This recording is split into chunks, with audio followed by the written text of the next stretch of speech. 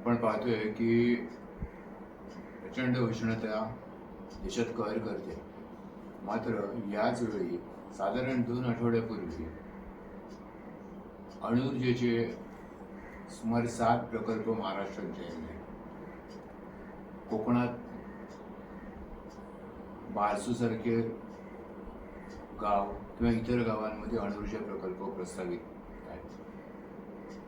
याच वेळेला एक घोषणा वाळवण मेगापोर्टची झाली. ती 3 वर्षातच ती पूर्ण करण्यात येईल. पाठोपाठ सेमीकंडक्टर्स आणि अनेक गोष्टींच्या बाबत फार मोठ्या प्रकल्पांची गुंतवणुकीची घोषणा झाली. डेटा सेंटर उभारण्याबद्दल सतत बोललं जाते. म्हणजे असं की एकाच वेळी पंतप्रधान 4 ट्विट लागोपाठ करत आहेत की उष्णता असह्य झाली आहे आणि आता कसं आपल्याला स्वतःला वाचवलं पाहिजे नागरिकांनी. मात्र ह्याचा संबंध या प्रकल्पांशी आहे हेच मुळे लक्षात घेतलं जात नाही. उष्णता वाढते म्हणून पण बोलतोय राजकारणी, आणि त्याच वेळेला उष्णता ज्या कारणामुळे पृथ्वीवर वाढली ते देखील जोरात पुढे नेत आहे. आणि ते पण अशा वेळेला की त्याचा जो परस्पर जो सांभाळून घेणारा पृथ्वीचा प्रयत्न होता तो संपूर्ण मानवी दबावामुळे मोडून पडलेला. आता युद्ध चालू आहे, अजूनही चालू आहे. 60-70 दिवस झाले. या आखाती देशातल्या आणि अमेरिका, इस्रायल, इराण यांच्या या युद्धामुळे काय आपण म्हणतोय की तेलवायू मिळत नाही. मग काय करायचं तर इलेक्ट्रिक मोटारी घ्या, इलेक्ट्रिक मोटार वापरा.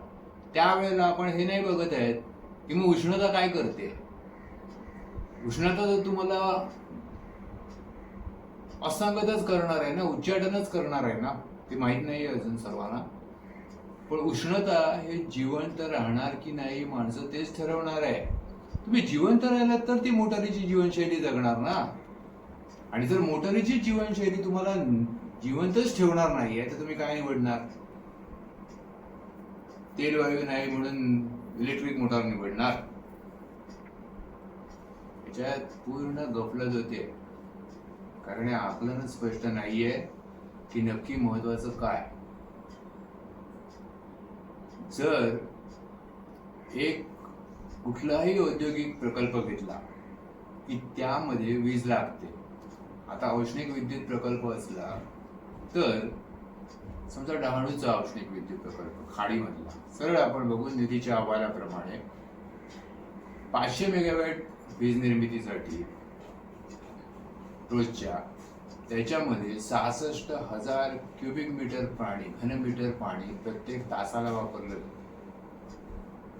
तर विचार करा की आता जवळजवळ 25,000 मेगावॅटची अधिकची निर्मिती, आधीची 20-25,000 मेगावॅटची निर्मिती आणि आता जे जाहीर झाले प्रकल्प त्याची निर्मिती, म्हणजे आपण काय घडवणार आहोत. आताच 25 ते 30 लाख टन कोळसा रोज जाळला जातोय फक्त भारतामध्ये विजेसाठी. त्याच्यातलं कार्बन डायऑक्साईड, त्याच्यातून निर्माण होणाऱ्या इतर अनेक गोष्टी, ह्याचा तर आपण विचारच करत नाही की ती काय घडवते. त्याचा एकत्रित परिणाम अनेक गोष्टींचा तर उष्णता वाढण्यामध्ये होतो. आता अणुऊर्जा प्रकल्पांबद्दल बोललं गेलं, जाहीर घोषणा झाल्या. जैतापूर हा लोकांच्या विरोधामुळे थांबलेला आहे प्रकल्प. माडबेंच्या सड्याच्यावर होणारा. कल्पना आहे ह्या माणसांना की जैतापूरचे 6 रिएक्टर जवळजवळ 10,000 मेगावॅट वीज निर्मितीसाठी किती पाणी वापरणार आहेत रोज. 5,200 कोटी लिटर. मुंबईच्या पाणी पुरवठ्याच्या एक दिवसाच्या पाणी पुरवठ्याच्या 13 पट पाणी फक्त एका दिवसात जैतापूरमध्ये थंडाव्यासाठी रिएक्टरच्या वापरलं जाणार. हे जे काय आहे हा पाणी वापर कधी खाडी समुद्रातून येईल, कधी पिण्याच्या पाण्याच्या नद्यांच्या साठ्यांमधून होतो. जीवसृष्टी तर नष्ट होतेच आणि या सगळ्यामध्ये उष्णता वाढतच राहते. आपण असं बघू की याचा एकत्रित समग्र विचार केला जाणार आहे का? तो नाही केला जात नाही केला जाते. फक्त एकतर्फी हे सगळं विकास आहे, प्रगती आहे म्हणून सांगितलं जाते, जेव्हा की सर्व अहवालांनी जागतिक हवामान संस्था 17 साली जाहीर झालेली आहे की तापमान वाढ ही प्रक्रिया अनियंत्रित अपरिवर्तनीय झाली. ते बॉनमध्ये जर्मनी जाहीर गेलेले आहे. आता त्याचा अर्थ काय आहे? त्याचा अर्थ तात्काळ आपण जे कार्बन उत्सर्जन, मिथेन आणि सगळ्या नायट्रोजन ऑक्साईडचं उत्सर्जन करतोय, ती उष्णता सूर्याची धरून ठेवते आणि पृथ्वीचा पृष्ठभाग कल्पनीय वेगाने, म्हणजे 5 वर्षात 1 डिग्री सेल्सिअस जे करोडो वर्षाच्या इतिहासात नाही घडलं, त्या वेगाने आपण तापमान वाढवतोय. आता हे जे काय आहे, यावेळेला काय करायला पाहिजे? खरं तर ताबडतोब थांबलं पाहिजे. पण ते थांबलं पाहिजे हे सांगितलंच जात नाहीये. हवामान खातं काय सांगते?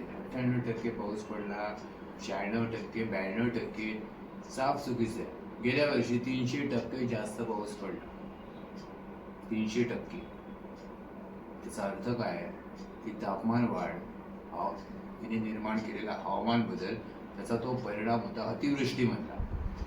त्याचे इतर दुष्परिणाम तर आपण सगळे बघतोच आहेत देशभर चाललेले हिमालयाचे. पण त्यामध्ये जो हा संपूर्ण जो काय प्रकार घडला, त्याच्यामधून आपण काय ठरवणार की थांबायचं की नाही थांबायचं? पृथ्वी कशासाठी आहे?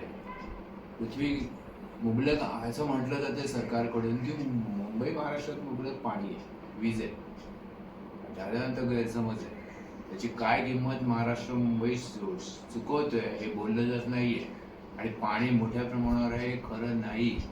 मुंबईमधली खरी स्थिती बघितली तर आता पाण्याची चणचण, टंचाई स्पष्ट अनेक ठिकाणी नागरिकांना सोसावी लागते. आपण असं बघू की हे दोन्ही परस्पर विरोधी गोष्टी, म्हणजे उष्माघाताच्या पासून आणि उष्म्यामुळे होणारे सगळे जे काय अचानक मृत्युमुखी पडण्याच्यासाठी जे काय कारणं ठरत आहेत उष्माघाताची, हे एका बाजूला, आणि त्यालाच तेच घडवणारा विकास सुद्धा एक चालू ठेवायचा. हे दोन गोष्टी आपण एका वेळी करायला बघतोय आणि हे लक्षात सुद्धा येत नाहीये की अशा पद्धतीने विचार केला जातो. शेतीबाबत पण तेच झालंय. युद्धामुळे खतांचा पुरवठा नाही म्हणतो आपण, मग त्याच वेळेला जी काही पूर्वापार शेती पद्धत होती ती पण आपण मोडून टाकलेली आहे.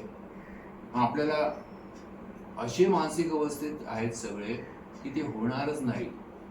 नैसर्गिक पद्धतीने, पारंपरिक पद्धतीने शेती उत्पादन होणार नाही अशा मानसिक अवस्थेत टाकलाय, जे साफ चुकीचं आहे. एक वेगळा विषय होईल म्हणून मी आता बोलत नाही, पण ते भास्कर सावे, अगरवाल सारख्या शेतकऱ्यांनी देशभर दाखवून दिलेले आहे की तुम्ही विषमुक्त अन्न, ते पण विक्रमी स्वरूपामध्ये नैसर्गिक पद्धतीने मिळवू शकता. त्यांनी मिळवलं आणि आजही मिळवत आहेत.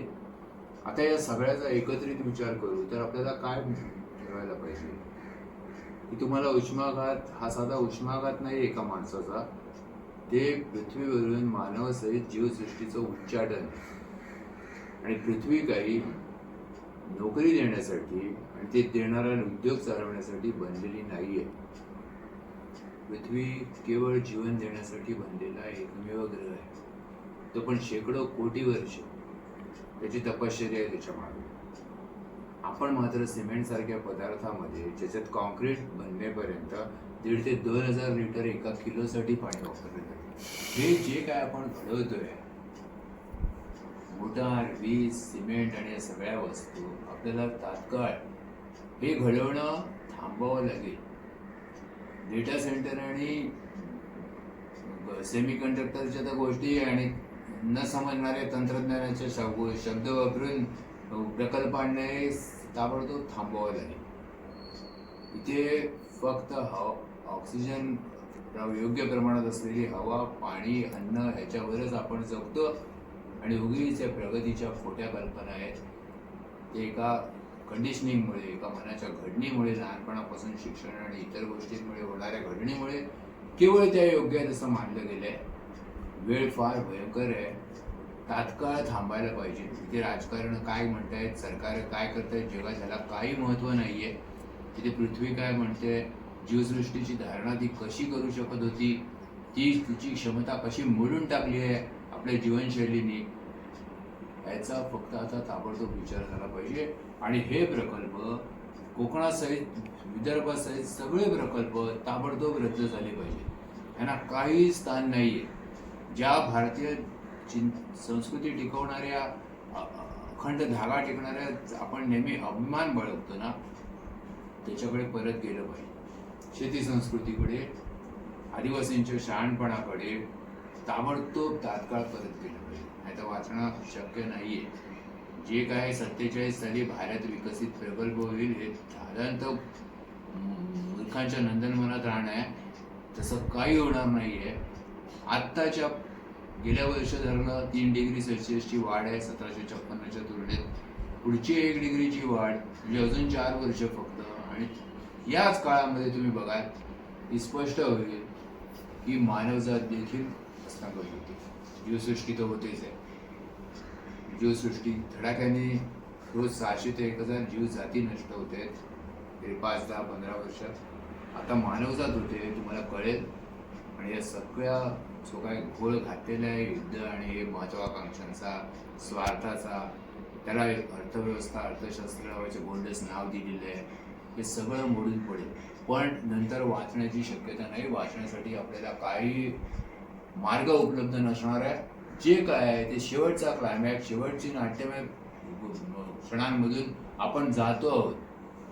गेल्या वर्षी 20 सालापासून जेव्हा 2 डिग्री सेल्सिअस सरासरी वाढलं तेव्हापासून आपण जातोय. आणि हे कल्पनेच्या पलीकडे आहे. माणसांनी लवकर आपल्या धुंदीमधून, आपल्या खोट्या पोकळ भ्रमांमधून, पोकळ कल्पनांमधून बाहेर पडावं. मी भारतीय जीवन आणि पृथ्वी रक्षण चळवळीचा निमंत्रक म्हणून 26 जुलैच्या आधी जलप्रलय ओळखून तो होऊ नये म्हणून खाडी, मायमचा समुद्र, मायमची खाडी मिठी नदीला बुजवून नाही दिलं, गाडून नाही दिलं, तिला जिवंत ठेवली. म्हणून मुंबईमध्ये लाखो माणसं वाचली आणि मुंबई राहिली. पण आपल्याला मुंबई नावाची प्रक्रिया, न्यूयॉर्क, लंडन, शांघाय, पॅरिस ही प्रक्रिया पृथ्वी विरोधी असल्यामुळे, जीवन विरोधी असल्यामुळे तात्काळ थांबवावी लागली. मी आपल्याला तशी विनंती करतो. आणि ह्याच्यासाठी कुठल्याही सरकार किंवा प्रचंड बलाढ्य लोक, सत्ता, अर्थसत्ता, आर्थिक क्षमता असलेली माणसं अशांकडे बघण्याची काही आवश्यकता नाही आहे. ते काही करू शकणारी वृथा कल्पना आहे. हे त्यांच्या विरोधात पण जाण्याची गरज नाही आहे. कारण मानवजात आणि जीवसृष्टी जिथे 20 ते 30 वर्षात नष्ट होणार आहे, त्याच्यामध्ये सगळे उद्योगपती, सगळे सरकार, सगळे सत्ताधारी, आजचे आणि उद्या येणारे हे सगळे जण माणूस म्हणून त्या उच्चाटनामधले भाग असणार आहे. त्यामुळे हे केवळ प्रेमापोटी सजीव जी पृथ्वीवर निर्माण झाले त्यांना वाचवण्याच्या भूमिकेतून व्हायला पाहिजे. धन्यवाद.